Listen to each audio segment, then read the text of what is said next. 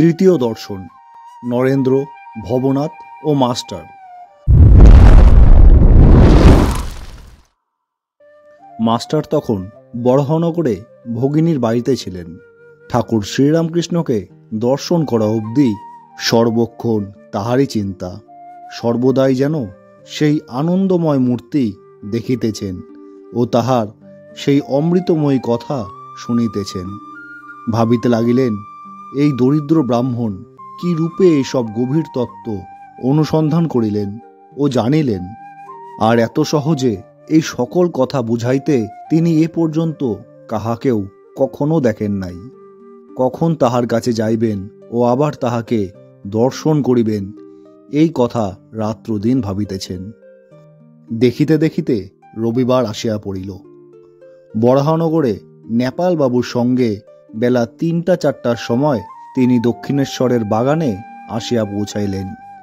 দেখিলেন সেই পূর্ব পরিচিত ঘরের মধ্যে ঠাকুর শ্রীরামকৃষ্ণ ছোট তক্তপোষের উপর বসিয়া আছেন। ঘরে এক ঘর লোক। রবিবারে অবসর হইয়াছে, তাই ভক্তরা দর্শন করিতে আসিয়াছেন। এখনো মাস্টারের সঙ্গে কাহারও আলাপ হয় নাই। তিনি সভামধ্যে এক পার্শ্বে আসন গ্রহণ করিলেন।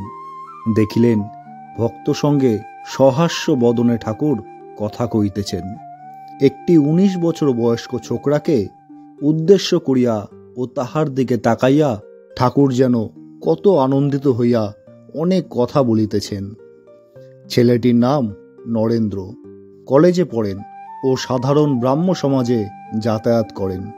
কথাগুলি তেজ পরিপূর্ণ, চক্ষু দুটি উজ্জ্বল, ভক্তের চেহারা।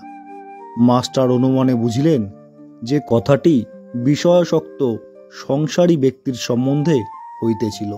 যারা কেবল ঈশ্বর ঈশ্বর করে, ধর্ম ধর্ম করে, তাদের ওই সকল ব্যক্তিরা নিন্দা করে। আর সংসারে কত দুষ্ট লোক আছে, তাদের সঙ্গে কিরূপ ব্যবহার করা উচিত, এসব কথা হইতেছে।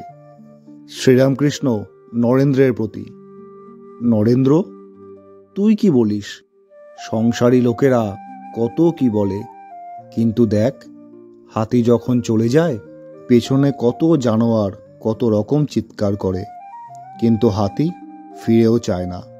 তোকে যদি কেউ নিন্দা করে, তুই কি মনে করবি?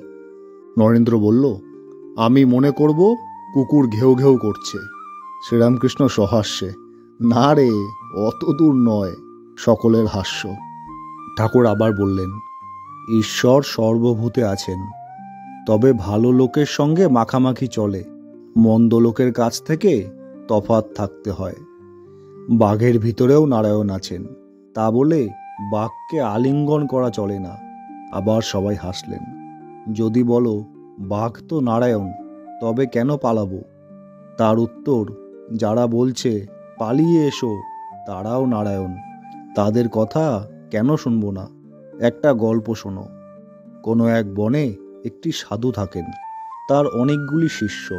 তিনি একদিন শিষ্যদের উপদেশ দিলেন যে সর্বভূতে নারায়ণ আছেন, এইটি জেনে সকলকে নমস্কার করবে। একদিন একটি শিষ্য হোমের জন্য কাঠ আনতে বনে গিয়েছিল। এমন সময়ে একটা রব উঠল, কে কোথায় আছো পালাও, একটা পাগলা হাতি যাচ্ছে। সবাই পালিয়ে গেল, কিন্তু শিষ্যটি পালালো না। সে জানে যে হাতিও যে নারায়ণ, তবে কেন পালাবো? এই বলে দাঁড়িয়ে রইল, নমস্কার করে স্তব স্তুতি করতে লাগলো। এদিকে মাহুত চেঁচিয়ে বলছে, পালাও পালাও। শিষ্যটি তবুও নড়ল না। শেষে হাতিটা সুরে করে তুলে নিয়ে তাকে একধারে ছুঁড়ে ফেলে দিয়ে চলে গেল।